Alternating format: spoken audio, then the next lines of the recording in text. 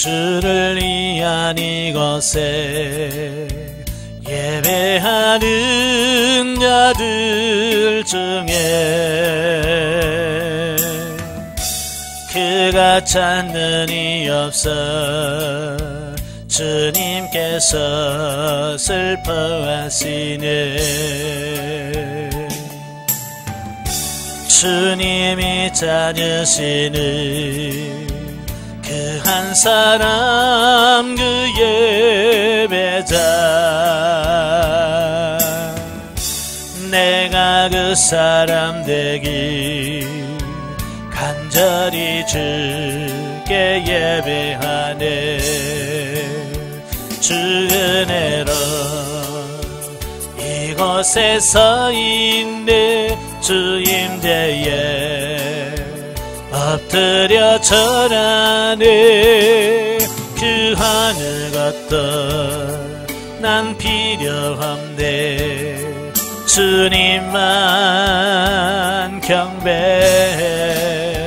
주 은혜로 이곳에 서 있네. 주 임재에 엎드려 절하네. 그 하늘 것도 난 필요함네. 주님만 경배해. 아멘. 기도하겠습니다. 주님께서 참으로 예배하는 자를 찾는다고 말씀합니다. 참으로 예배하는 자가 없는 이 시대에 하나님이 기뻐하시고 하나님이 찾으시는 그런 예배를 드리는 자가 되어줄 수 있도록 도와주옵소서. 오늘도 말라기의 말씀을 같이 나누기를 원합니다. 이 말씀 가운데 하나님 역사해 주시고 그 말씀을 통해서 우리 영혼이 새로워지는 시간이 될 수 있도록 성령님 도와주옵소서. 시종을 맡겨오며 예수님의 이름으로 감사하며 기도합나이다. 아멘. 이 시간 우리 말라기 교재 212쪽입니다. 212페이지 보시면 이제 말라기 본문 이해가 나오게 되어집니다. 1장의 내용이 뭐냐면 이스라엘을 향한 하나님의 무조건적인 사랑과 제사장들의 고유 직무와 관련된 죄악상에 대한 말씀을 하고 있어요. 1장 1절은 이제 머릿말인데요.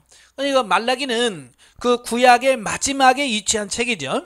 그러면서 신약과 구약을 연결하는 다리 역할을 하는 가교적 역할을 하는 예언서입니다.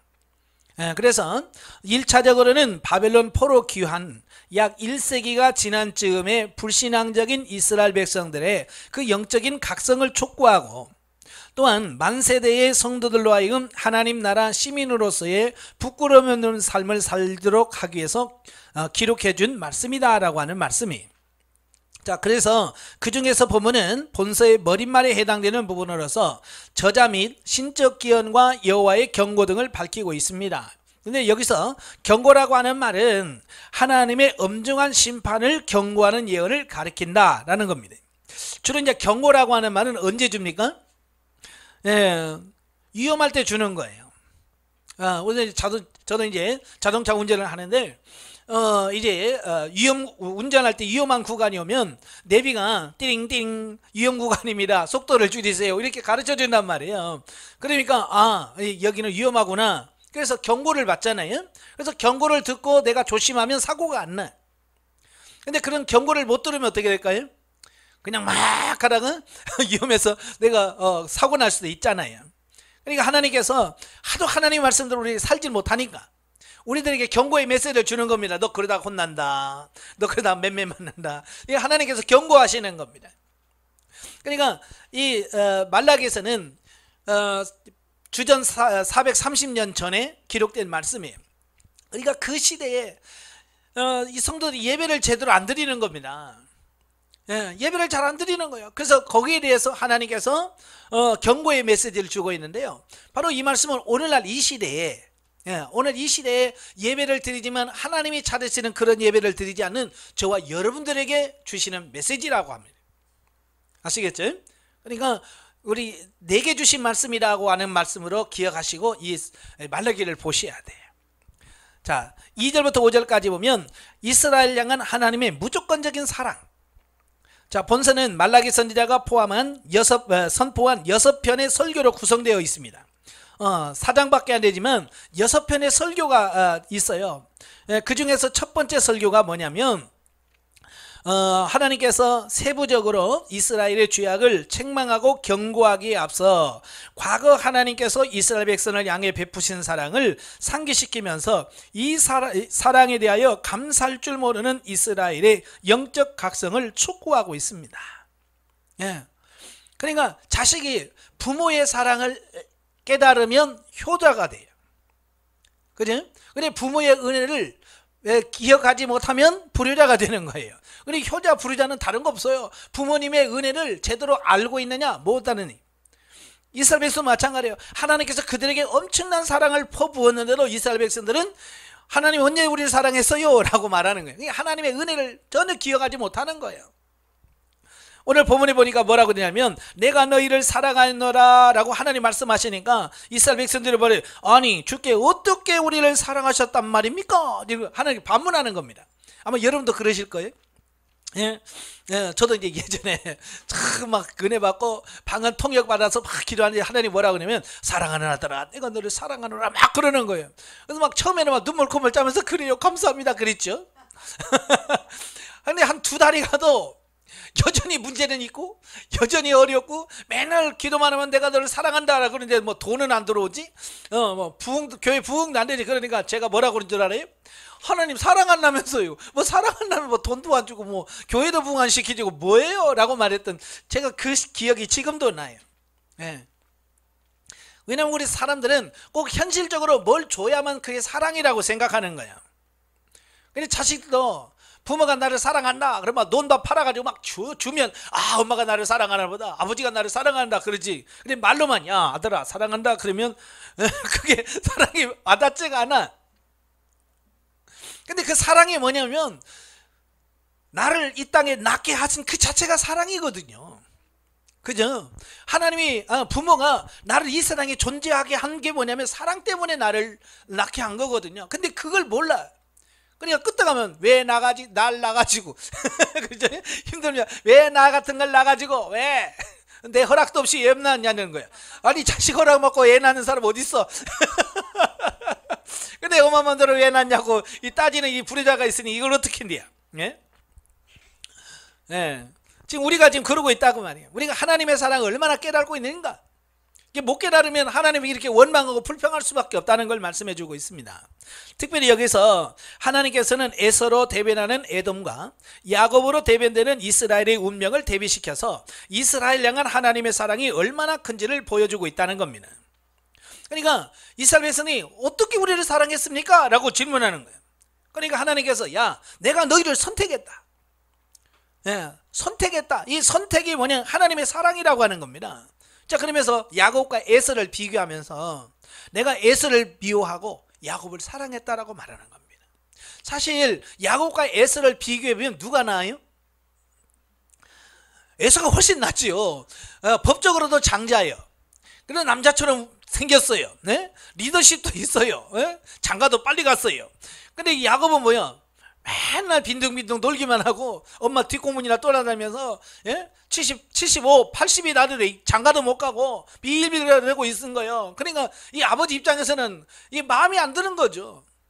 그러니까 축복할 때 왜 그 아버지 이삭이 왜 하나님께서 분명히 그랬잖아요. 네? 작은 자가 큰 자를 섬기리라. 하나님께서 분명히 작은 자를 선택했다는 걸 알면서도 뭐야? 보니까 영 야곱은 아닌 거야. 아버지가 봐도 얘는 아닌 거야. 그래서 하나님의 말씀을 알고서도 에이 저놈은 안 돼. 그래서 포기했던 사람이 누구냐? 야곱이란 말이에요. 그런데 하나님께서는 자기 아버지도 포기한 야곱을 사랑해서 그를 선택했다는 거예요. 이게 뭐냐? 이게 내가 너희를 사랑한 증거다. 자, 그 말씀을 하고 있는 거거든요. 예, 오늘 여러분도 마찬가지예요. 제가 늘 강의 시간에 설교 시간에 얘기하잖아요. 내가 하나님이라면 나 같은 거 선택 안 한다. 예, 왜? 나같이 무능하고 이런 사람 누가 선택하겠어요? 그냥 하나님이 사랑하셔서 우리를 선택하신 거란 말이에요. 그러니까 여러분이 내가 예수 그리스도를 믿는 이 자체가 뭐냐? 그게 하나님의 사랑이고 내가 구원받았다는 사실 이 자체가 사랑인데 우리는 그거 뭐야? 그것 말고요 돈 좀 줘야죠. 예? 뭘 줘야죠 라고 척한단 말이에요. 이스라엘 백성과 똑같은 거예요. 자, 이미 서론에서 언급한 바와 있거니와 학계가 활동한 당시 이스라엘 백성들은요, 그 메시아 왕국이 속히 도래하여 자기 민족에게 곧 구원과 축복이 임하게 되리라고 생각했어요. 그래서 이것이 속히 이루어지지 않자 그에 대한 반작용으로 상당한 절망과 회의 그리고 영적 나태함에 빠져들었다라고 하는 사실입니다. 그러니까 학계가 지난번에 학계서를 봤잖아요. 예, 성전 안 짓고 노니까 막 어려운 일이 생기는 거야. 근데 학계선지자가 성전을 져라. 그러면 오늘부터 너희가 복을 주리라 그랬거든요. 그러니까 그들이 복 준대? 알았어요. 그래서 열심히 성전을 지었어요. 그래서 완성을 해서 봉헌식을 했어요. 근데 100년이 지났단 말이에요. 성전이 완공하고 딱 100년이 흘렀는데도 불구하고 나아지는 게 없는 거예요. 나아지는 게. 여전히 바사의 속국으로 있지요. 여전히 힘들지요. 먹고 살기 힘들지요. 막 그러니까 그들이 회의라고 하는 거죠. 아마 여러분도 그럴 거예요. 영성 훈련 받으면 하나님 나를 사랑해서 막 주겠지. 근데 뭐 돈도 안 들어오지. 그러면 여러분도 뭐야 이거 괜히 내가 영성 훈련 받은 건가? 뭐 이러면서 내가 속은 건가? 이런 생각이 들 거예요. 똑같아요. 그리하여 이스라엘 백성들은요, 하나님께서 자기들을 사랑하시는가를 의심하게 되었고, 이러한 의심은 하나님과의 모든 관계를 파괴하고 이스라엘 민족의 죄악과 멸망의 구렁텅이에 빠뜨리기에 충분했다라고 하는 겁니다. 예, 그러니까 우리가 영성훈련 받으면서도 육신의 기대를 내려놓지 않으면 그것 때문에 실망하고 나중에 포기하게 된다고 말이에요. 저도 이제 같이 훈련 받으신 분들이 많았어요. 전에도 말씀드렸지만 저도 이제 같이 훈련 받은 사람 목회자들만, 그러니까 목사님, 사모님, 강도사, 전도사들만 155명이 받았어요. 한 기수에. 그런데 1년 지나고 나니까요 50명 남아. 왜 그런 줄 아세요? 뭐 해봐도 교회 부흥 안 되네. 해봐도 뭐 이거 뭐 되는 게 없네. 이래서 다 떨어진 거예요. 그리고 3년을 다 맞춰서 수료할 때 보니까 30명 됐어. 150명에서 30명 남고 나머지 다 나갔어요. 그럼 지금까지 영성 붙들고 있는 사람은 나밖에 없어요. 무슨 말인지 아시죠? 왜 그럴까? 중간중간에 야, 영성에서 10년 됐으면 뭐가 돼야지. 왜 안 되냐? 그래서 잘 되는 걸 또 쫓아가 다니는 거야. 그래서 세미나 쎄 빠지게 돌아다니는 거야. 막. 네? 육신의 기대를 내려놓으셔야 돼. 아시겠죠? 그렇다고 육신의 기대가 완전 무너지는 건 아니에요. 그 영적으로 바르게 세우면 그 다음에는 하나님께서 내가 달라고 안 해도 주신다니까요. 구하지 않아도 주셔요. 목적이 잘못되면 안 된다는 거예요. 그래서 하나님께서는 이러한 불신과 회의에 빠져있는 이스라엘 백성을 향해서 과거에 여호와 하나님께서 섭리하신 역사를 상기시키면서 이런 하나님의 은혜와 사랑을 망각하고 하나님을 불신하며 죄악에 빠져있는 그들의 잘못을 책망하심으로써 그들의 하나님께 대한 불신감을 불식시키고 계신 것이다. 이처럼 하나님의 때를 알지 못하는 인간의 한계성은 곧잘 우리로 하여금 이러한 절망과 불신의 늪에 빠지게 한다. 그러나 우리는 그때마다 하나님의 섭리, 과거의 은혜 받은 사실들을 돌아보고 믿음으로 인내해야 한다. 다 범사가 기한이 있고 때가 있다고 말씀하잖아요. 전도서 3장 1절에. 그냥 모든 게 때가 있어요. 그러니까 때가 돼야 돼. 며칠 전에 저희 형님이 시골에서 농사 짓는, 서울에서 사시다가 이제 시골에 와서 조금 이제 농사 짓는데, 그게 뭐냐면 좀 욕심내가지고요 씨를 일찍 뿌린 거예요. 일찍 뿌리면 얘가 좀 날까. 그래서 이제 조금 일찍씩 막 뿌린 거야. 근데 얘가 안 나는 거야.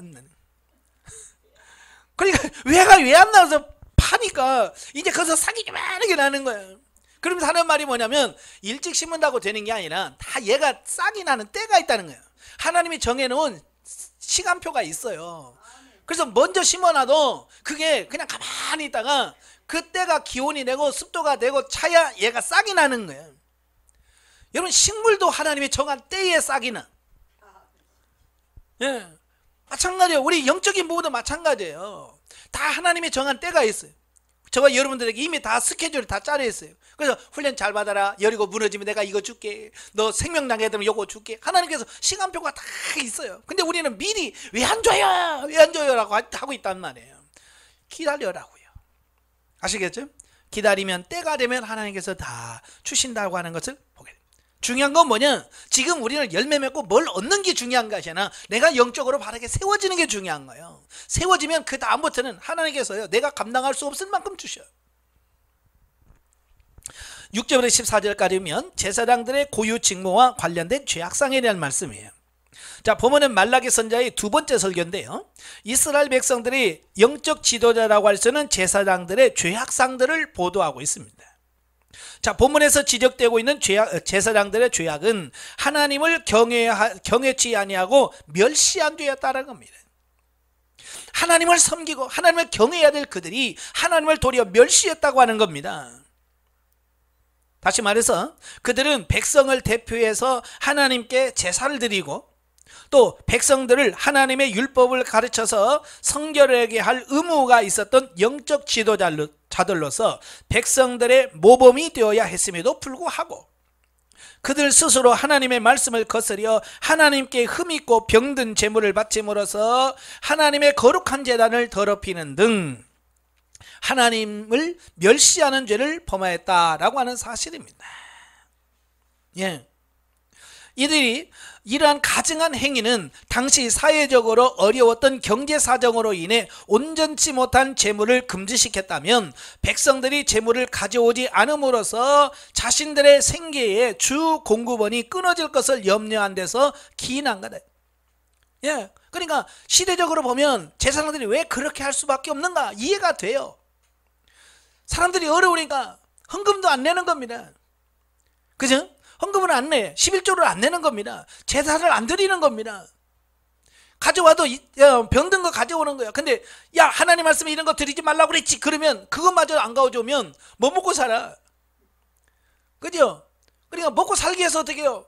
잘못된 제사를 드려도 받아들일 수밖에 없는 거예요. 이제 그때 당시의 상황이 그런 거예요. 그렇다고 해서 우리가 먹고 사는 게 중요해요? 하나님 말씀이 더 중요해요? 예? 하나님의 말씀대로 순종하는 게 중요하죠. 근데 그들은 먹고 사는 게 급하니까 하나님의 말씀보다도 먹고 사는 그것에 더 중요하게 여긴 나머지 잘못된 제사를 수용하게 되고 받아주고 그러다 보니까 점점점 타락하게 되어지고 이렇게 되어진다는 겁니다. 결국 이들의 이러한 가증한 행위는 실상 하나님이 그들의 기업이 되어 주신 사실을 신뢰하지 못하고 하나님보다도 재물을 더 사랑하는 지극히 인본주의적 사고의 결과였다. 예. 그러니까 하나님을 제대로 알았다면, 하나님을 제대로 믿었다면 그런 인본주의적 사고에 매이지 않고 정말 하나님 말씀대로 살 건데 하나님 말씀대로 그 믿음이 없으니까 이렇게 사람 눈치 보고 세상 눈치 보고 먹고 사는 걱정 때문에 그렇게 살고 있는 그런 모습을 보게 되어집니다. 분명히 하나님께서 레위 자손들에게 약속했잖아요. 내가 너의 기업이 되어주겠다. 네. 내가 너의 기업이 되어주겠다. 이 말은 뭐예요? 내가 너 생활 책임져 줄게. 그 말이거든요. 그러면 하나님 믿어야죠. 굶어 죽더라도 좀 하나님께 믿고, 네? 그죠? 뭐 죽게 하시니도 하나님이시고 막 그러면서 나가야죠. 근데 겨우 그 먹고 살겠다고 하나님 떠나고 말씀에서 떠나고 이게 아니잖아요. 자, 그럼에도 불구하고 이들은 자신들의 행위가 하나님을 멸시하는 것이 된다는 것조차 깨닫지 못하였는 바 이들은 실로 영적 분별력을 완전히 상실했다고 할 것이다. 결국 이들은 하나님의 엄정한 저주의 심판을 선고받게 된다. 그러니까 내가 의식적으로 나 하나님 무시할래 그런 게 아니라 그의 삶 속에서 그게 나오는 겁니다. 예를 들어서 여러분이 이제 시어머니 시아버지가 됐잖아요. 자, 아들 집에 갔습니다. 근데 며느리가 음식을 내놓는데 막 썩어서 못 먹는 과일 내놓고 만약에 그랬다 칩시다. 여러분 그게 뭐예요? 부모를 공경하는 마음이 있어요 없어요? 그건 무시하는 거죠. 어떻게 부모님한테 썩은 음식을 내놓고 과일도 다 썩은 거 내놓으면 이건 부모를 무시하고 멸시하는 거예요. 바로 제사장들이 하나님께 흠없는 것을 드려야 되는데 병든 거, 비루 먹은 거 이런 걸 드린다는 것은 하나님을 멸시하는 것과 똑같은 거예요. 꼭 말로 나 하나님 무시합니다 그래야 돼요? 안 해도 그 말 안 해도 그의 삶을 통해서 나오잖아요. 그렇잖아요. 오늘날에도 영적으로 분별력이 없으면 이와 같이 살 수밖에 없어요. 그래서 여러분들 영적 분별력을 위해서 기도하셔야 돼요. 자, 한편 본문에서 하나님께서는 이스라엘 백성들과 제사장들의 가증한 제사로 인해서 이스라엘에서 성전 및 제사 제도를 폐지하실 것과 하나님의 이름이 이방 민족 중에서 높임받게 하실 것임을 예언하고 계시는데, 오직 했으면 하나님께서 뭐라고 그래요? 누가 성전문 좀 닫는 자가 있었으면 좋겠다. 예, 성전문을 닫아서 좀 제사를 못 드리겠으면 좋겠다라고 하나님이 한탄하셔요. 오늘 여러분의 교회, 아니 여러분이 드리는 예배를 보면서 아이고 꼴 보기 싫다, 누가 좀 못 드리겠으면 좋겠다, 그러면 되겠어요? 예? 그러면 안 되잖아요. 정말 여러분이 드려지는 그 예배를 기뻐 받으시고, 예? 그 예배에 복을 주셔야 되잖아요. 그러려면 우리가 바로 서야 되겠죠. 예? 이는 하나님께서 이방 민족 중에서 높임을 받게 하실 것임을 예언하고 계시는데, 이는 이스라엘의 범죄로 인하여 복음의 주도권이 이방 세계로 이전될 신약 시대를 예언한 것이라고 하겠다. 예. 하나님은요, 진실로 예배하지 않으면 그 촛대를 옮기셔. 자, 보세요. 자, 이스라엘 유대 민족들이 예수 그리스도를 영접하지 않았잖아요. 그래서 그 복음의 촛대가 어디로 넘어가냐면 유럽으로 넘어가요. 유럽으로 넘어가서 약 1500년 동안 유럽이 기독교 신앙을 이끌어가요. 그러나 그 중세 때 그들이 타락하고 복음을 제대로 지키지 못하고 하나님을 섬기지 못해. 그래서 결국은 그 촛대를 미국으로 옮기잖아요. 그죠? 미국으로 옮겼어요. 그래서 미국에서 엄청나게 은혜를 주시고 복을 주셔서 미국이 세계 최강대국이 됐어요. 그러니까 어때요? 점점점 미국이 타락해 가잖아요. 그죠? 그러니까 어때요? 지금 촛대가 지금 한국으로 넘어왔잖아요. 지금 한국에서 지금 어디로 가고 있습니까? 지금 한국에서 지금 떠나고 있어요. 왜요? 제대로 하나님께 예배드리지 않잖아요. 이게 어디로 갈지 몰라. 그래서 많은 학자들이 중국으로 갔다, 어디로 갔다 지금 얘기를 하고 있어요. 네. 우리가 책임을 다하셔야 돼요. 그래서 유대인들이, 이스라엘 백성들이 하나님을 제대로 섬기지 않으니까 하나님께서 성전문 좀 닫았으면 좋겠다라고 말씀하시고, 예수님 이후부터 이방인에게로 복음의 주도권이 넘어가 버리잖아요. 예. 그래서 지금도 어때요? 이스라엘에 선교사를 파송하고 있습니다. 이스라엘이 어떤 곳이에요? 하나님의 택한 백성이들이잖아요. 우리나라 선교사님들이 이스라엘에 많이 가서 지금 사역하고 있습니다. 지금 복음을 전해야 될 나라가 선교를 받고 있어요. 바로 이 말라기서의 말씀이 그대로 성취되는 겁니다. 오늘 여러분에게 주어진 하나님의 표대를 옮기지 않기를 위해서 기도하시기를 바라요. 2장으로 갑니다. 2장은 범죄한 제사장들을 향한 저주와 선포, 백성들의 그릇된 결혼 생활에 대한 책망이 나오는데요. 1절부터 9절 보면 범죄한 제사장들을 향한 저주 선포입니다. 자, 본문은 말라기 선지자의 두 번째 설교의 종결 부분으로서 제사장들의 죄악상을 구체적으로 지적한 압달라 1장 6절부터 14절까지에 이어서 형식적이고 위선적인 제사장들에게 임할 준엄한 저주의 심판을 선포하고 있습니다.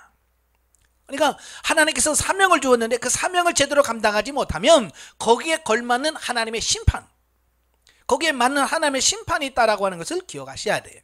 그러니까 여러분들도 하나님 은혜를 주시옵소서, 사명을 주옵소서, 좋아요. 근데 그걸 받았으면 거기에 대한 책임을 져야 돼요. 예. 저도 이제 예전에는 막 큰 능력을 달라고 막 기도했거든요. 근데 지금은 그런 기도 못 해요.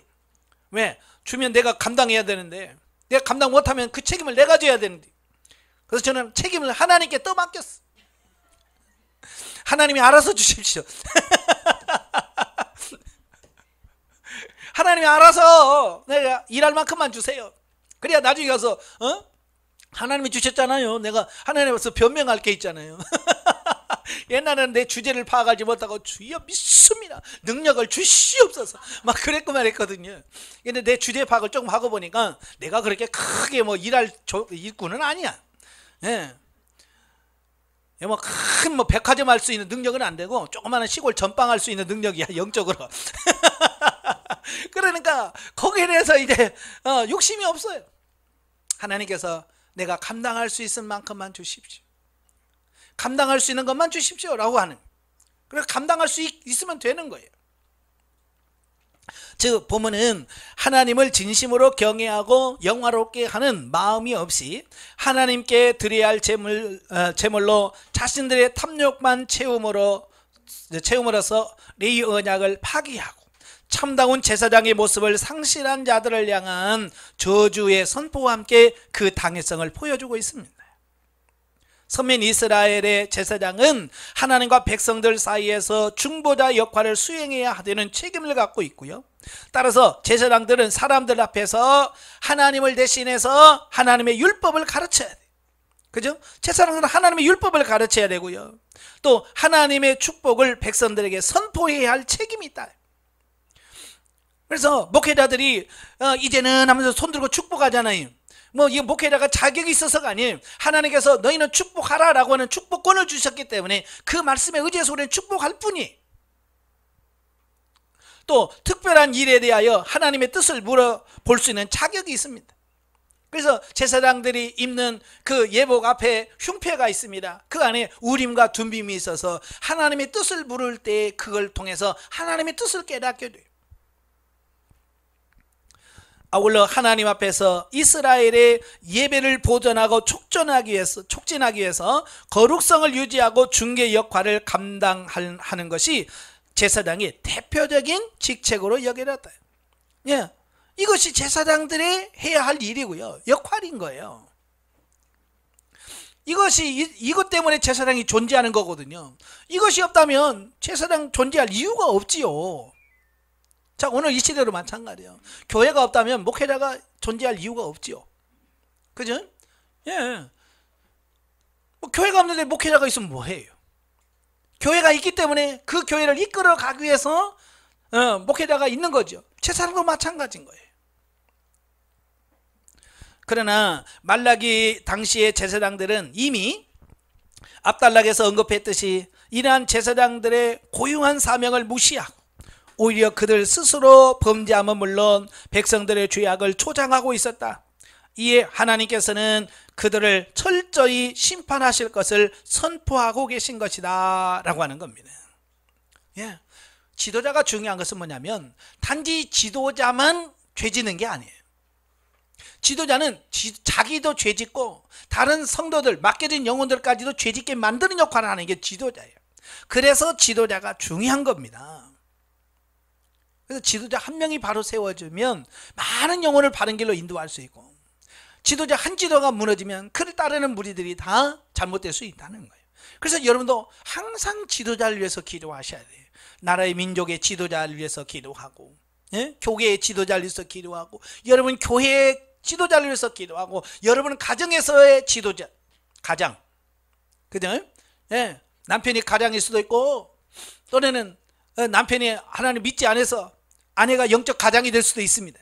그 집에서 영적인 이런 신앙의 중추적을 역할을 하는 사람이 있습니다. 바로 그 역할을 제대로 감당을 하셔야 돼요.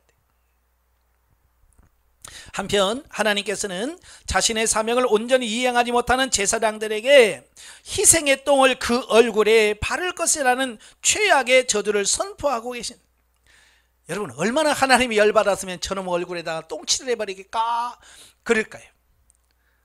여러분 자식들에게 그런 욕 해본 적이 있어요? 다른 사람한테 그런 욕 해본 적이 있어요? 없습니다. 없지요. 그게 하나님이 하신단 말이에요. 이게 오직 그들이 그렇게 하나님 앞에 범죄하고 타락하고 하나님 기뻐하시는 삶을 안 살면, 오직 했으면 하나님께서 저놈 얼굴에다 똥칠했으면 좋겠다 그랬을까요? 이걸 우리 잘 기억하셔야 돼요. 오직 했으면. 이는 곧 자신의 사명을 망각한 자들에게 반드시 크나큰 수치가 임할 것이라는 경고의 메시지다. 예. 어때요? 여러분 잘하고 계셔요? 여러분 맡겨진 사명 잘 감당하고 있습니까? 권사직 잘 감당해요?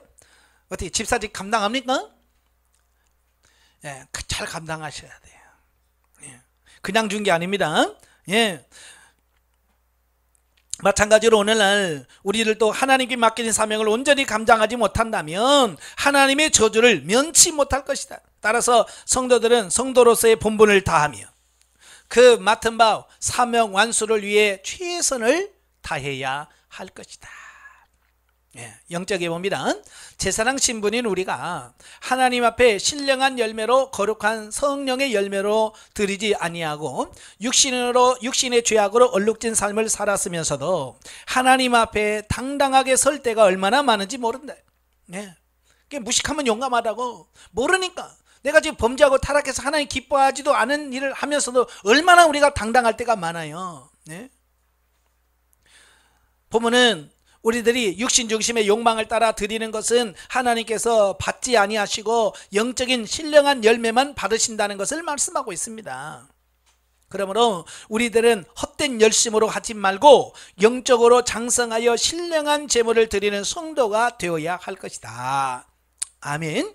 다 여러분 다 하나님의 심판대 앞에 다 설 거예요. 백보라 심판 앞에 다 설 겁니다. 그때 서가지고 아이고 내가 그때 잘할 걸 해봐야 소용없습니다. 늦어요. 지금부터 잘하셔야 돼. 아시겠죠? 그래서 지금부터 나중에 후회하지 말고 지금부터 열심히 변화 훈련 성장 성숙되는 여러분 되셔야 돼요. 2장의 말씀은 제사장들에 관한 것인데 이 말씀은 아론의 아들들이 다른 불을 드렸다가 타 죽은 것처럼 제사장이 하나님의 법대로 제사 드려야 함을 말씀하고 있는 것이다. 신약에서도 신령한 집을 세워지고 신령한 제사를 드릴 거룩한 제사장이 될지니라 라고 베드로전서 2장 4절부터 5절에 말씀하고 있는데요, 이건 육신의 욕망을 위한 삶은 하나님께서 가만두지 않고 저주하신다라고 하는 말씀을 하고 있습니다. 자, 구약에서는 제사장이 누구냐면 그 레위 지파 중에서 아론의 후손들만이 제사장입니다. 그러면 오늘날은 누가 제사장일까요? 오늘은 예수 믿는 모든 사람이 다 제사장들이에요.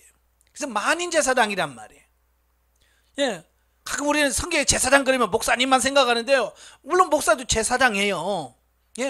그렇지만 지금은 목회자만 제사장이 아니라 하나님 믿는 모든 사람들이 제사장이에요. 그래서 여러분들이 직접 하나님 앞에 가서 기도할 수 있고 하나님을 만날 수 있는 자격이 주어진 겁니다. 그러니까 이 말라기를 읽으면서 목사들만 흉보지 마세요. 내 얘기예요, 내 얘기. 자기 얘기라는 거예요, 자기. 자, 10절부터 16절까지 보면 백성들의 문란한 결혼 생활에 대한 책망입니다. 자, 보면은 말라기 선자의 이제 세 번째 설교에 해당되는 부분인데요, 이스라엘 백성들의 문란한 결혼 생활을 지적하면서 책망하고 있습니다.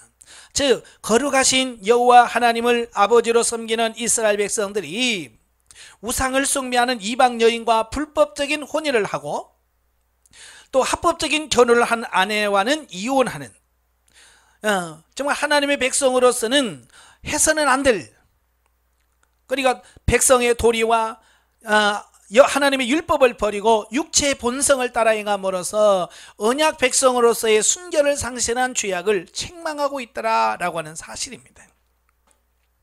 참, 하나님은 저와 여러분들에게 너희는 세상의 빛이요 세상의 소금이라 그랬어요. 이 말이 무슨 말이냐, 세상 사람들이 우리를 보고 따라오도록 만들어야 돼. 그죠? 우리가 빛이니까. 근데 도리어 지금은 어떻게 되고 있냐, 도리어 성도들이 믿지 않은 사람을 따라 살아. 유행을 따라가고 세상을 따라가는 겁니다. 이게 참 어려운 거예요. 그래서 예전에는 세상 사람들은 이혼해도요 교회에서는 안 했어. 근데 지금 이혼율은 뭐냐, 세상의 비율이나 교회 안에서 비율이나 같아요. 달라지는 게 없어요. 이건 우리가 세상에 빗댄 삶을 살지 못하는 어떤 그런 증거다라고 이렇게 볼 수 있습니다. 자, 하나님께서 세우신 결혼 제도에 의하면 한번 남녀가 결합하면 인위적으로 나눌 수 없었다. 하나님이 짝지어주는 그 사람이 나눌 수 없다고 그러잖아요. 그러나 율법에 의하면 이혼 증서를 써주는 조건으로 이혼을 허락하고 있습니다. 모세의 율법에 의하면 이혼할 수 있습니다. 그래서 이혼 증서를 써주면 돼요. 그러나 이것은 태초 아담의 타락 이래 죄성으로 오염된 인간의 인간의 마음의 완악함으로 인하여 제한적으로 허용된 것뿐일 뿐 본질적으로 이혼이 허용된 것은 아니라는 겁니다. 그러니까 하나님의 본심은 이혼하지 않고 서로 사랑하면서 사는 것이 하나님의 본심이에요. 자, 그럼에도 불구하고 이스라엘 백성들은 공공연하게 그들의 맹약한 아내와 이혼하는가 하면, 심지어 하나님께서 엄격하게 금지하신 이방 여인과 혼인하였던 것이다. 물론 이러한 죄를 이스라엘 백성들이 범한 근본 이유는 뭐냐? 그들이 원죄와 자범죄로 오염된 죄악된 본성에 근거한 인본주의적 가치 기준을 따라 행동한 결과다라고 하는 겁니다. 다시 말하면 성경 말씀이 기준이 돼야 되는데 성경 말씀이 기준이 아니라 바로 세상 사람들의 기준, 그죠? 세상 사람들의 기준에 의해서. 그러니까 예를 들어서 배우자가 외도를 했다든지 뭐 이러면 이혼해도 돼요. 지금도 예수님도 그랬어요. 예, 그건 허락했어요. 그러나 지금 뭐 때문에 이혼하냐면 성격차는 누가 제일 많이 해요? 연예인들 보면 보통 이혼할 때 보면 왜 이혼하세요? 그러면 성격이 안 맞았어요. 근데 그걸 교회에서 이혼하면서 그렇다고 말이에요. 배우자가 뭐 외도를 했다든지 뭐 바람을 피웠다든지 이러면 부부의 신뢰가 깨진 거니까 할 수 있습니다. 예. 그냥 그거 외에 그냥 안 맞다고, 성격이 안 맞다고. 그런 것을 통해서 이혼한다면 이건 아니잖아요.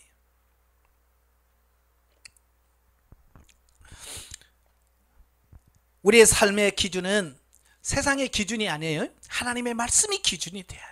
그게 성경이 뭐라고 말씀하시느냐. 그래서 성경에서 하지 말라 그러면 안 해야 되고 하라고만 해야 되는 거거든요. 그러나 이들의 직접적 타락의 원인은 백성들을 율법으로 가르쳐 바른 길로 인도해야 할 제사장들이 타락하여 그 소임을 유기한 까닭이다. 이상의 사실에서 우리는 종교 지도자들의 중요성을 새삼 깨달을 수 있다.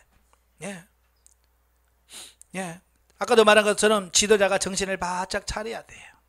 자, 그런데 제가 이혼 얘기하면서 한 가지 기억할 것은 뭐냐면, 단지 지금 시대에 구약 시대 그 이혼을 그냥 문자적으로 적용할 것인가 라고 하는 부분입니다. 그래서 함부로 정지하고 판단하는 것은 어려워요.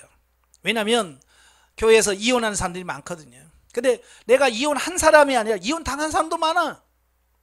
예, 그죠?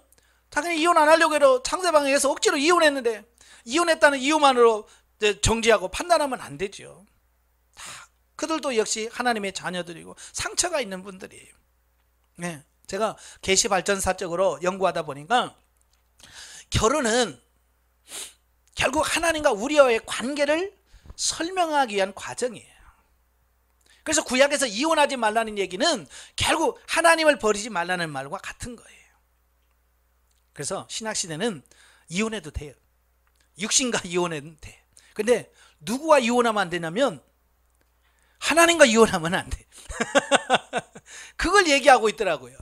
결혼에 대해서 쭉 설명해 보니 이렇게 성경 말씀을 묵상하면서 보니까 결국 구약에서부터 나는 너희의 남편이고 너희는 내 신부다라고 계속해서 말씀해요. 신약에도 마찬가지고 우리를 그리스도의 신부라고 말씀하고 있고 요한계시록에서 우리를 어린 양의 신부로 얘기하잖아요.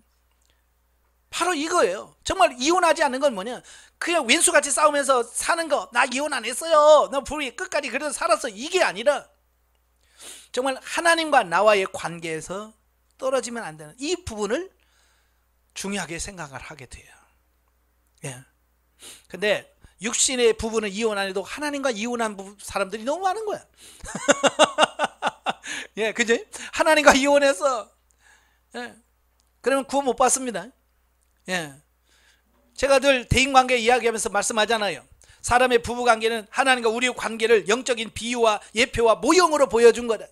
그래서 부부가 서로 사랑하면서 하나님의 사랑을 이해하고 하나님의 사랑을 깨달으라고 부부를 허락하신 거다. 예. 그걸 모르면 아무리 뭐 한 번도 안 싸우고 뭐 인고 부부라고 소문나고 그렇게 살아도 하나님 앞에서 그건 진리가 되지 않아요. 예. 성경에서 에베소 5장에서 뭐라고 말씀합니까? 아내들아 남편에게 순복해라. 남편들아 아내를 사랑해라. 자, 그래서 아내는 남편의 말에 순복하면서 뭘 배우냐? 하나님 말씀에 순복하는 법을 배워. 그러니까 남편이 뭐라고 해도 남편 말을 무시하고 안 듣는 사람은 하나님이 뭐라고 해도 안 듣는 사람이란 말이에요. 아시겠지?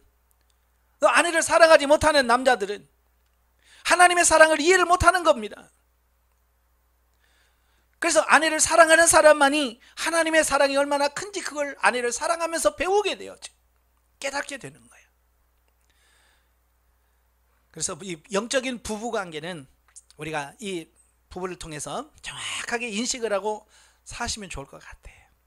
그래, 세상적인 가치관으로 살면 안 돼요.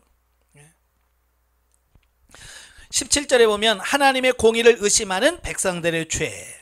자, 보면은 심판주 되시는 메시아의 강림을 예언하는 말라기 선지자의 네 번째 설교 2장 17절부터 3장 5절까지의 전반부에 해당되는 부분으로서 하나님의 공의를 의심하며 무시함으로써 하나님을 괴롭게 한 이스라엘 백성들의 죄악을 책망하고 있습니다. 즉 이스라엘 백성들은 악인이 번성하는 것을 보고 하나님의 공의를 의심하고 무시함으로써 하나님의 심경을 괴롭혔다라는 것입니다. 그러니까 이 세상에 보면 여러분이 무엇을 어때요? 공평하지 않죠? 그죠? 지금 젊은이들이 정치권에 대해서 많은 불신을 갖고 있죠? 왜 그럴까요? 공정하지 않다는 겁니다. 예. 가진 사람과 출세한 사람들만이 어떤 그런 세계들이 있고 그렇지 못한 사람들의 세계가 있어서 불공정하다는 겁니다. 그래서 불만이 있는 거죠. 이스라엘 백성도 마찬가지. 하나님에 대해서 하나님 너무 불공정합니다. 왜? 보니까 세상에 죄짓고 범죄하는 사람들이 잘 먹고 잘 살고 어떻게든 하나님 말씀을 살려고 하는 사람들은 몸부림치는 사람들은 가난하게 살고, 자, 이런 걸 보면서 하나님 이건 너무 불공평합니다. 정말 하나님이 계시다면 이러면 안 되잖아요 라고 지금 백성들이 하나님에 대하여 의문을 품고 있는 겁니다. 사실 이 땅에는요 악인들이 의인들에 비해서 더 번성하는 경우가 많아요. 그죠? 예. 제가 그래서 그러잖아요. 부자 되려면 원불교로 가라. 삼성 이건희 회장이 원불교잖아요. 예? 자, 그런 걸 보면서 왜 그런 얘기 하냐면 진짜 그리 가라는 얘기가 아니죠. 목표가, 우리의 신앙 목표가 부자 되는 게 목표가 아니라는 걸 말씀하려고 하는 겁니다.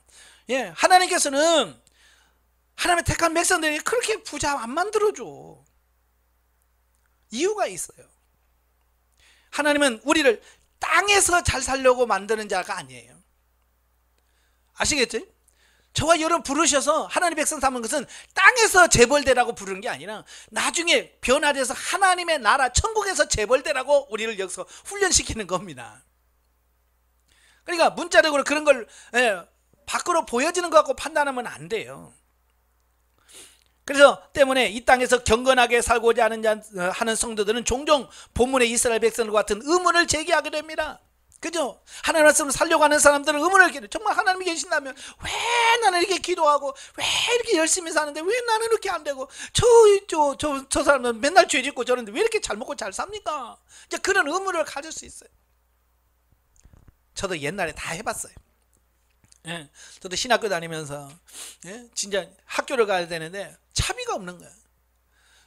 그때 뭐 차비 120원, 110원이어서 버스비. 그게 없어서 못 가는 거야. 어떻게 빌려가지고 이렇게 가다 보면 버스 타고 덜덜덜덜 가면 옆에 혼자 타고 쉥쉥 달려 가서 창문을 보면서 얼마나 서러운지. 저 인간들은 무슨 복을 받아가지고 저렇게 좋은 차 타고 다니네요. 나는 뭐 이렇게 해가지고 맨날 이렇게 버스비도 없어서 빌빌 짜면서 요러고 사나. 참 제가 한심하게 보일 때가 있었어요. 신학교 다니면서. 자, 하박국 선지자로 보면 그랬던 적이 있잖아요. 하박국을 보면서 하나님 세상이 이게 뭡니까? 악인들이 이렇게 잘 살고 왜 이렇게 가만 놔두십니까? 하박국 선지자도 그랬고 시편 73편 기자도 그러잖아요. 나 실족할 뻔했습니다 하나님. 나 시험 들 뻔했어요. 그러면서 하나님의 딸이잖아요. 왜? 악인들이 잘 되고 정말 하나님을 잘 믿는 사람은 가난하고 막 이런 모습을 보면서 의문을 품는다 그 말이에요. 근데 하박국 선지자나 시편 기자는 다 누구한테 의문을 제기하냐면 하나님 앞에 묻는 겁니다. 예. 하나님 이게 맞습니까? 라고 하나님께 양하는 거예요. 그러나 지금 말라기 당시에 이스라엘 백성들에게 있어서 이 문제는 하나님과 그 의문을 놓고 의논하는 것이 아니라 외적으로 나타난 현상만 놓고 하나님을 원망하고 불신한 데 있다라고 하는 겁니다. 그러니까 그런 의문은 하박국도 가지고 있고 시편 73편 기자도 갖고 있었고 저도 갖고 있었어요. 근데 그걸 하나님 앞에 의문을 가지고 하나님께 기도했단 말이에요. 하나님 이게 맞아요? 이게 정말 정상입니까? 라고 하나님께 나가서 기도했어요. 그때마다 하나님께서는 그들에게 이해시켜주고 깨닫게 해줬어요. 근데 오늘날 이 말라기 선자들은 그걸 하지 않은 거예요. 하나님에 가서 이게 뭡니까? 라고 묻지 않고요. 그냥 원망 앞에 보는 거예요. 하나님이 안 계셔 라고 하나님께 나가서 기도하는 것이 아니라 그냥 하나님을 원망해버리는 거예요. 오늘도 우리도 마찬가지예요. 여러분들이 어떤 어려운 문제가 오면 우리는 그 문제를 가지고 하나님께 질문하면서 가요. 하나님 왜 이런 어려움이 왔습니까? 이걸 통해서 뭘 하기를 원하십니까? 라고 하나님께 묻고 나가야 되잖아요. 근데 묻지 않고 우리는 뭐야? 하나님 정말 계시다면 정말 이렇습니까? 막 하면서 원망부터 막 퍼부어버려요. 바로 이걸 말하는 겁니다. 원망하지 마세요. 하나님 앞에 나아가서 하나님께 묻고 하나님께 기도하고, 아시겠죠? 그러면 하나님께서 말씀하셔요. 하박국에도 말씀해 주셨잖아요. 시편 기자도 처음에는 내가 실족할 뻔했습니다. 그러다가 나중에 깨닫고 나서 뭐예요? 하나님을 가까이 하는 것이 내게 복이로다. 돈 많은 게 복이 아니고 세상에 출세하는 게 복이 아니고 하나님을 가까이 하는 게 이게 복이구나. 그걸 깨닫는 거예요. 왜? 기도하고 하나님께 나아간 사람은 깨달아. 그러나 지 혼자 앉아가지고 투덜투덜한 사람은 은혜 못 받아. 못 깨달아. 자, 하나님은 절대 거룩하시고 절대 공의로우신 분으로서 악을 미워하시며 악에 대하여 분명한 보응하시는 분이시다. 그럼에도 불구하고 이 땅에 악이 존재하며 악이 번성하는 것은 하나님께서 당신의 모든 택한 백성을 구원하시기 위해 종말론적 공의 실현과 심판을 유보하시고 다만 일반 은총 수준에서 기본 질서만 유지하시는 까닭이다, 그 말이에요. 그러니까 하나님께서는 이미 최종 심판의 날을 딱 정해 놓으셨어요. 백보자 심판 다 하실 거예요. 그러니까 하나님께서는 그 날을 딱 바라보시면서 인내하고 기다리시는 거예요. 그래, 아이고, 예? 너 그래봐야 얼마나 살겠니? 다 심판날에 심판받을 건데 하면서 하나님은 안타까워하면서 지금 뭐야? 그 하나님이 정해놓은 그 심판날을 바라보고 계시고 인내하고 계시면서 역사를 계속해서 진행시켜 가신다는 말이에요. 따라서 이 세상에는 선악이 공존하는 것은 오히려 하나님의 사랑에 기인하며 하나님의 때가 차면 하나님은 공의와 심판을 단행하심으로써 영원히 선과 악을 나누게 됩니다. 그리고 그들이 행한 행위대로 심판을 받게 되는 것이다 라고 말씀해 주고 있습니다. 그것이 바로 계시록 20장에 나온 백보자 심판, 백보자 심판이라고 할 수 있죠. 그러므로 성도들은 주의를 볼 때 불신자들이 잘 되는 것을 부러워하거나 그로 인하여 하나님을 원망해서는 안 되며 끝까지 참고 기다려야 한다. 아시겠죠? 이걸 우리는 간과하면 안 돼. 이걸 놓치면 안 됩니다. 영적에 보죠. 보면은 이와 같이 우리에게 주어진 모든 환경 조건 사건들을 진리적으로 이해하고 섬겨야 한다는 말씀이며 우리의 생각에 맞추지 말고 말씀에 따라서 진리대로 세워져야 한다는 것을 강조하고 있다. 그러니까 우리의 생각이나 우리의 판단은 100% 옳지 않아요. 그죠? 그래서 그걸 의지하면 안 돼요. 정말 하나님의 말씀이 기준이 되고 그 말씀을 따라 사는 우리가 되어야 돼. 우상숭배와 같은 영적 간음은 주님의 신부된 우리에게 매우 치명적인 범죄라고 할 수 있다. 당시 이러한 죄악에 대한 심판을 선포하는 것은 이 시대에 사는 우리들에게 모든 삶의 현장에서 진리를 쫓아 성령의 인도하심대로 살아야 할 것을 말씀해주고 있습니다. 오늘 우리도 하나님을 믿고 영성훈련 한다고 하면서도 하나님의 말씀대로 살지 않냐고, 육신이 중심이 돼서 육신대로 살고 세상적인 가치관을 살면 다 하나님 앞에 심판대 앞에서 다 서게 될 거라는 거예요. 자, 3장으로 가죠. 3장은 이제 심판자 메시아 도래의 예언과 11조와 헌물 교례 위반에 대한 책망 및 의인과 악인의 최종적 분리 예언입니다. 1절부터 6절 심판주로 오실 메시아의 도래 예언입니다.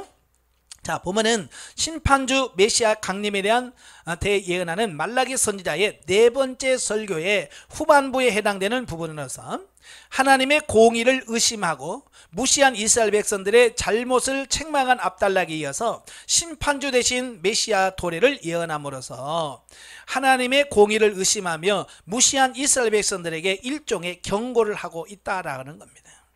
예. 내가 알아서 다 심판할 건데 왜 니네들이 그러냐 그 말이죠.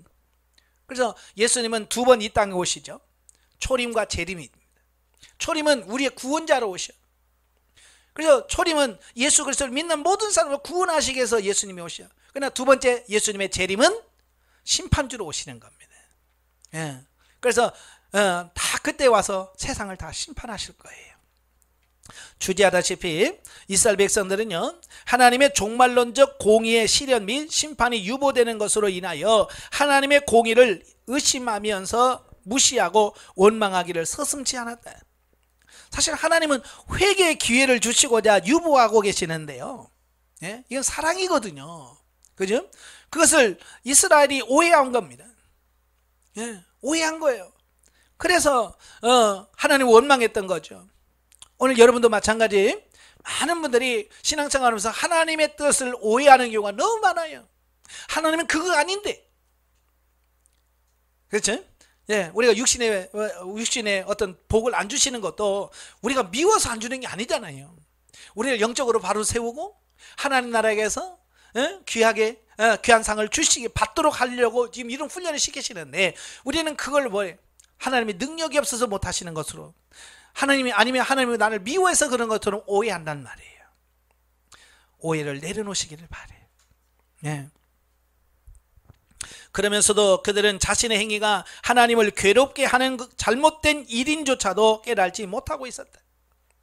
이에 하나님께서는 하나님께서 약속하신 언약의 사자를 보내실 것과 그가 강림하여 악을 행하는 자들을 심판하심으로써 하나님의 공의를 보이고 택한 백성들을 연단하여 그들 가운데서 죄를 제거하심으로써 하나님을 믿는 신앙을 청결하고 거룩하게 하실 것을 선포하여 당신의 공의의 실현이 지체되는 것으로 인하여 하나님의 공의를 의심하며 무시했던 이스라엘 백성들의 영적 각성을 촉구하고 계신다라는 겁니다. 예, 다시 말해서 이 땅에서 어떤 즉각적인 하나님의 심판이 이루어지지 않는다고 해서 하나님이 안 계신 건 아니라는 얘기예요.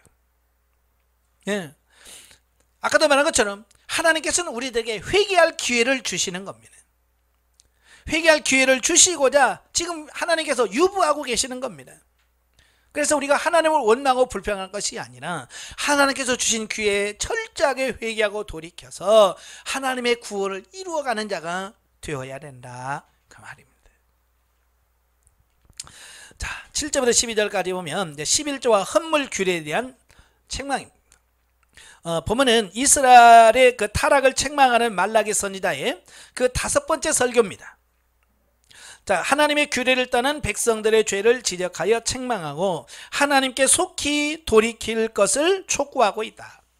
자, 이를 좀 더 상술하면 7절에서는 이스라엘 백성들이 하나님의 규례에서 떠나 자행자지하였음을 책망하고 속히 회개하고 돌이킬 것을 촉구하고 있습니다. 예. 자, 하나님의 백성이라면 하나님의 말씀을 듣고 순종하는 것이 기본이잖아요. 그죠?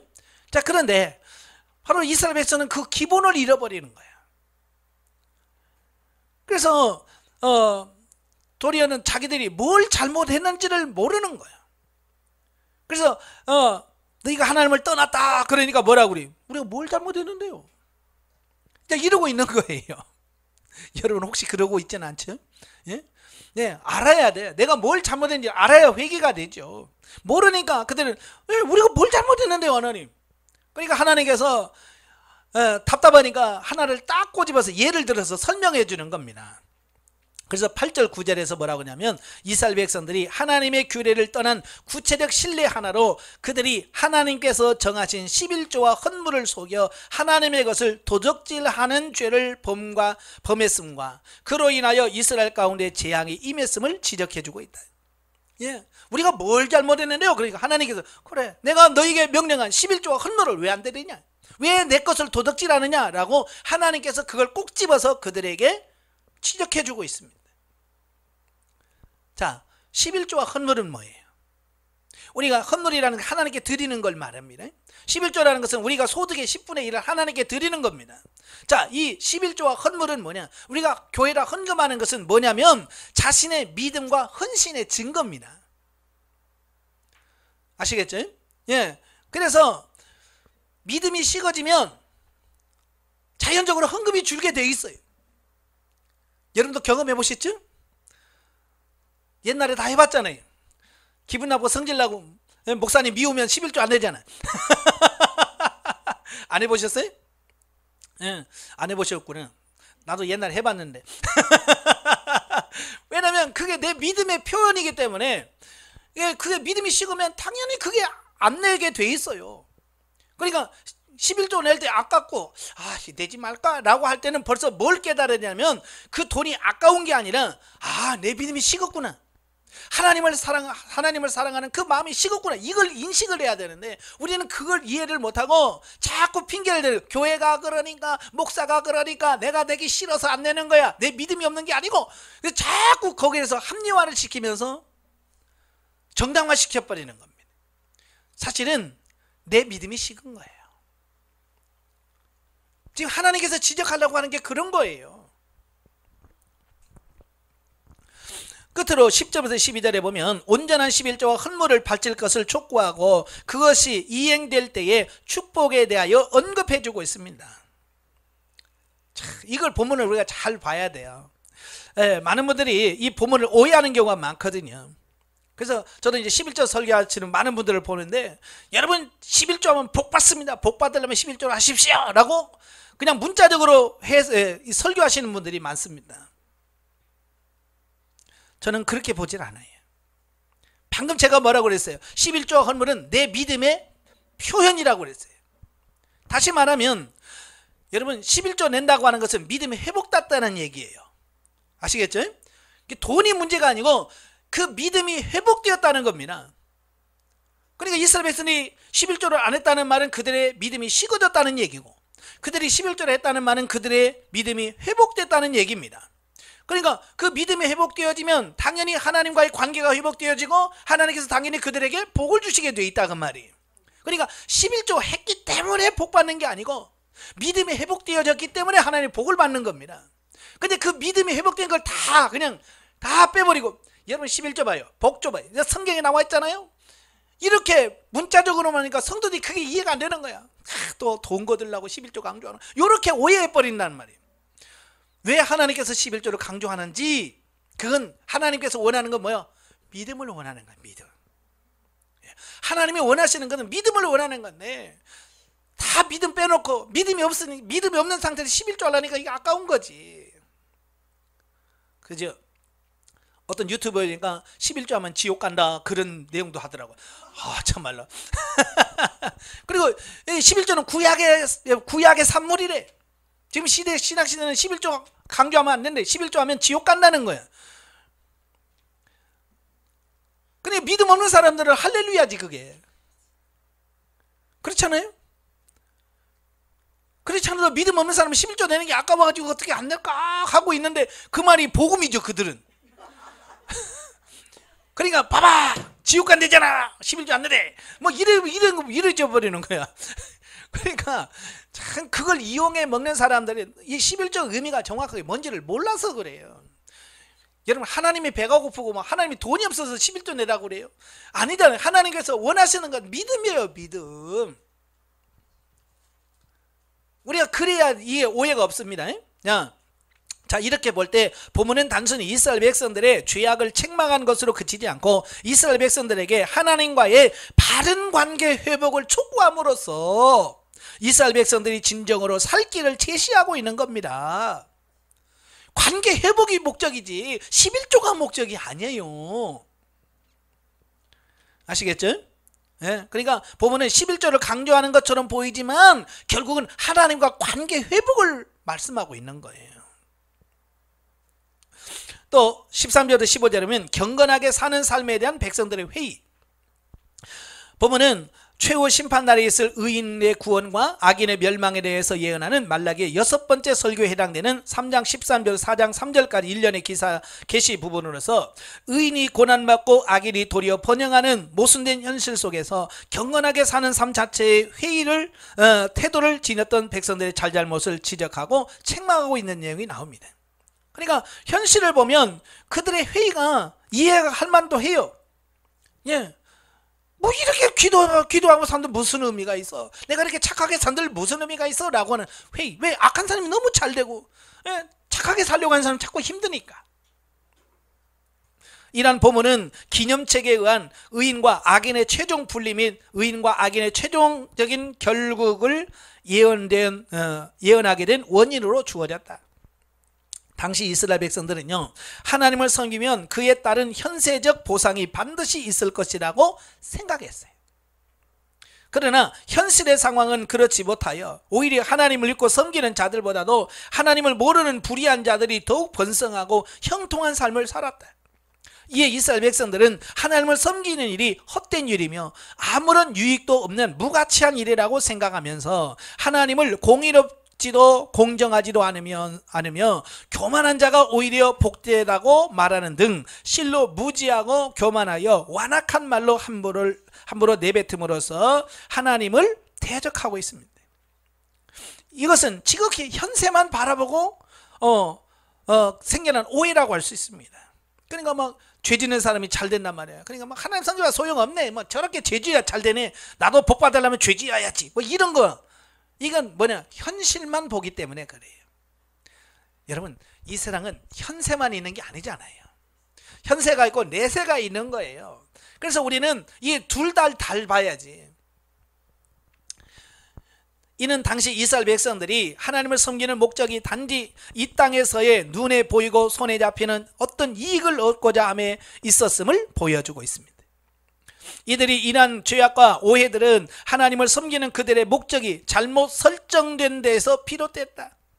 오늘날도요, 교회에서 이런 잘못된 신앙을 갖고 있는 사람이 너무 많아요. 그래서 예수 믿었으면 잘세 부자 돼야지, 예수 믿었으면 성공해야지, 뭐 이런 거 있잖아요. 기복신앙이라고 하는데요, 오직 현세의 축복만을 바라보면서 신앙생활하는 사람들이 있어요. 이건 뭐야? 목적이 지금 잘못 설정된 거예요. 목표가. 즉 그들은 하나님의 선민으로 믿은 바 은혜에 대한 보답과 책임을 망각한 채 하나님을 섬기는 일에 반드시 현세의 보상이 주어져야 한다라고 잘못된 사고를 가진 것이다. 예.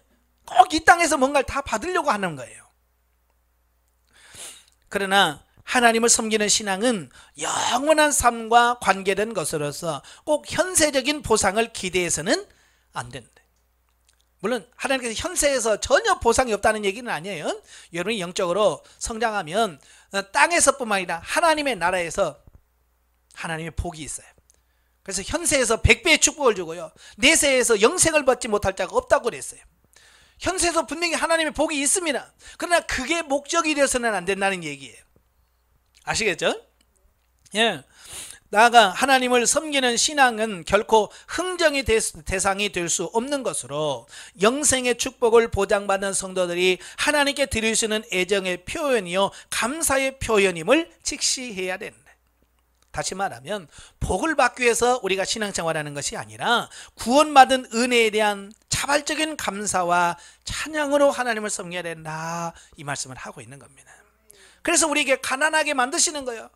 그래서 하나님, 가난해도 하나님 그래도 감사합니다. 예, 돈이 없어 그래도 하나님의 것입니다 라고 11조를 드림으로써 자기의 믿음을 표현하고 그들의 믿음에 살아가도록 만드시는 이 하나님의 뜻이 담겨져 있더라라는 겁니다. 16대 18절 가면 의인과 악인의 최종 분리 예언입니다. 자, 보면은 말라기 선지자 6번째 설교의 연속으로서 최후 심판날에 있을 기념책에 의한 의인과 악인의 영원한 분리에 대해서 언급을 해주고 있습니다.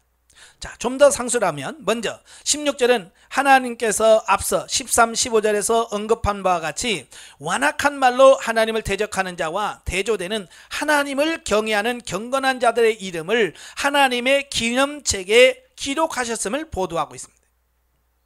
여러분, 하나님이 안 보고 계신 것 같아도 여러분 다 이름표에다가 생명책에 여러분의 이름을 기록해 놓고 있어요. 그 다음에 17, 18절에서는 여호와께서 여호와의 날에 의인과 악인을 영원히 구별하여 하나님의 기념책에 기록된 인물들과 들을 당신의 특별한 소유로 삼으시고 크신 은혜를 베푸실 것임을 보도하고 있습니다. 아까도 말한 계시록 20장에 보면 백보자 심판이 나오잖아요. 그 하얀 흰 보좌에 성부 하나님이 앉아 계시고 그 앞에 두 가지 책이 있다고 그랬죠. 하나는 생명책이고 하나는 행위를 기록한 책이라고 그랬어요. 이 두 가지가 다 있습니다.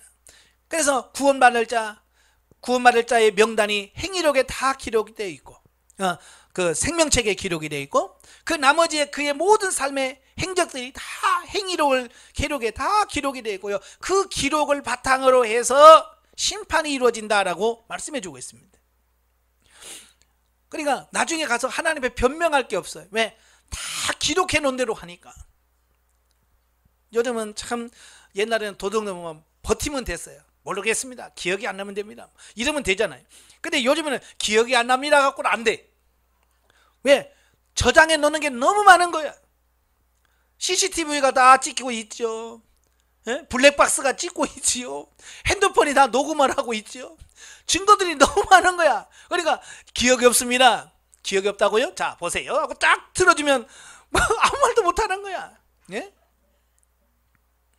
그러니까 뭐 택시 기사 패놓고도 기억이 없다고, 난 그런 적 없다고 다 나오잖아. 그러니까 변명할 수가 없는 거야. 왜? 다 나오는데 보여지는데. 여러분이 나중에 하나님 앞에 가서 하나님 이 있습니다. 나는 왜 그거밖에 안 됩니까? 내 상은 왜 그거밖에? 일로 와봐라 한번 보자. 그리고 쫙 보면 다 나와. 그러니까 하나님의 심판은 불이나 이런 게 없어요. 완전 공정하고 정확하고 그걸 책에 기록하고 있다고 하는 이 말씀을 통해서 말씀하고 있습니다. 만약에 지금 성경을 기록한다면 다 찍고 있어 그렇게 할 거예요. 근데 그때는 이런 게 없잖아요. 비디오나 이런 게 없으니까 다 써놓고 있다, 기록해놨다라고 표현하고 있습니다. 그건 하나도 빠짐없이 다 그대로 우리가 심판받게 될 것을 말씀해주고 있습니다. 주지하다시피 대다수의 이스라엘 백성들은요 속히 도래하리라고 믿었던 영광의 메시아 왕국은 도래하지 않고 힘든 생활이 계속되면 물론 여호와를 참되게 섬기는 의인이 고난을 받고 악인이 도리어 번성하는 현실을 목도하자 하나님의 계시는 신뢰할 수 없으며 또한 하나님께 순종하는 것이 무의미하다고 생각해서 온갖 제약을 다 행하며 완악한 말을 거침없이 내뱉음으로써 하나님을 대적했다. 그러나 그 와중에서도 하나님을 경외하며 하나님의 계시를 진실된 것으로 신뢰하며 그것이 성취되기를 고대하는 경건한 자들이 있었다. 이에 하나님께서는 그들의 이름을 여호와 앞에 있는 기념책에 기록하시고 최후 심판 때에 그들을 당신의 특별한 소유로 삼으시기로 하신 것이다 라는 겁니다. 여러분, 하나님의 심판은 공정합니다. 그래서 명확해요. 그러니까 지금 여러분들이 좀 손해보는 것 같고 뭘 해도 바르게 살아야 돼. 왜? 나중에 다 거기에 대한 보상이 있으니까. 하나님의 심판의 기준은 분명해요.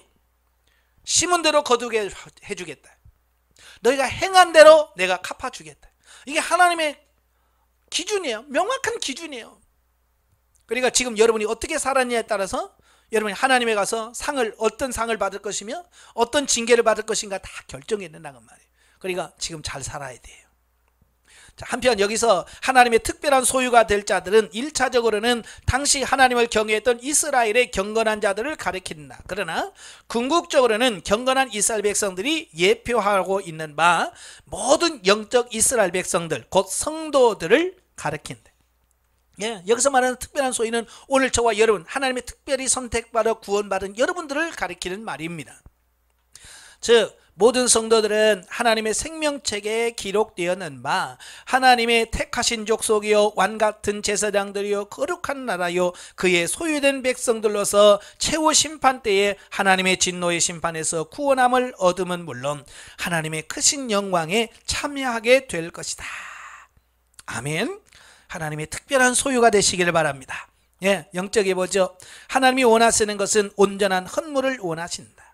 여기서는 온전한 11조를 말씀했지만 이것은 율법적인 측면에서 온전한 11조를 말하는 것이고, 영적인 신령한 면에서는 사실은 하나님께서 우리에게 주시는 모든 재물이 하나님을 위하여 쓰는 재물로 바뀌어져야 한다는 것을 의미합니다. 우리 재물 관계에서 생명 단계를 원하신다 그 말입니다. 자, 하나님을 위해 쓴다는 말은 첫째는 가정에서 아내가 남편에게 자녀에게든 육신을 위한 것이 아니고 진리적인 사랑으로 나누어진다면 하나님의 뜻대로 쓰여진다라고 봐도 된다. 그러니까 가정에서 주부로 가정을 위해서 맛있는 음식을 사고 하는 거 있잖아요. 요리를 해서 주는 거, 이것도 다 생명적인 물질 사용이라는 겁니다. 꼭 우리가 교회에다가 헌금을 내야만 되고 이것만 생명적인 물질이라고 생각하지는 않아요. 정말 여러분의 가족을 위해서 그걸 물질을 쓴다면 그것도 역시 생명적인 거예요. 두 번째로 다른 사람에게 나눠주는 것도 마찬가지다. 자기를 높이기 위해서 나누어주는 것은 옳지 못한 것이지만 하나님의 영광을 위하여 남을 도와준다면 하나님의 뜻대로 쓰여진 것이라고 볼 수 있다. 그러므로 전 재물이 하나님의 뜻대로 쓰여져야 된다. 그러니까 우리는 11조만 하나님의 것이니까 11조만 딱 떼고 나머지는 내 겁니다, 내 마음대로 써도 되죠? 이게 아니란 말이에요. 구약시대는 그게 가능했지만 신약시대는 그게 아니에요. 10의 10이 다 누구 거예요? 하나님의 거잖아요. 하나님이 다 주신 거니까. 그러니까 11조는 물론 하나님께 드리지만 나머지도 하나님 어떻게 쓸까요? 이거 어떻게 사용하기를 원하십니까? 라고 하나님의 뜻을 물어서 하나님이 원하시는 물질을 쓰는 이 부분이 되어야 된다, 그 말씀을 하고 있는 거예요. 자, 4장입니다. 여호와의 날에 임할 최후 심판과 엘리야의 출현 예언. 1절부터 3절 의인과 악인의 대조적인 최종 운명. 자, 보면은 의인의 구원과 악인의 멸망에 대하여 예언하는 말라기의 6번째 설교의 종결 부분으로서 기념책에 의한 의인과 악인의 최종적인 분리와 관련하여 언급했던 3장 13절부터 18절에 이어서 여호와의 날, 성경에서 말하는 여호와의 날은 심판의 날을 말합니다. 하나님의 심판하는 날 있을 의인과 악인의 대조적인 최종 운명에 대해서 보도하고 있습니다.